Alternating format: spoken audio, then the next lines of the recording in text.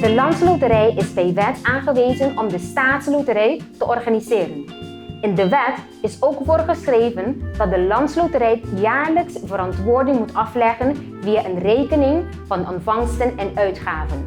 Deze rekening moet door de Rekenkamer worden goedgekeurd, alvorens het door de Staten kan worden geaccordeerd.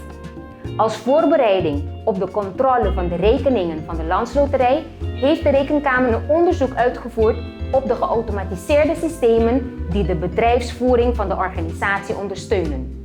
Vanuit deze systemen wordt informatie aangeleverd voor de financiële verslaglegging en de jaarlijks op te stellen rekening van ontvangsten en uitgaven.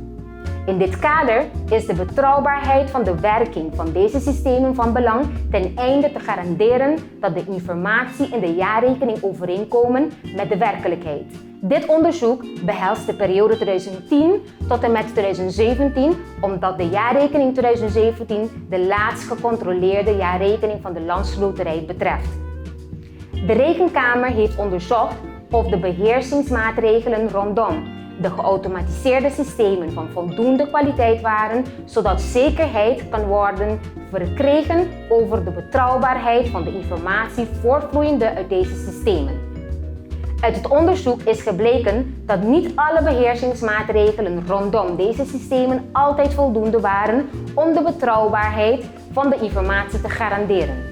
In het jaar 2019 heeft de Landsloterij diverse acties ondernomen om de beheersingsmaatregelen te versterken en is hier nog mee bezig. De Rekenkamer juicht toe dat de Landsloterij concreet actie onderneemt om de betrouwbaarheid van hun informatievoorziening te blijven verhogen. Wil je meer weten over dit onderzoek? Lees het rapport op de site www.arc.cw.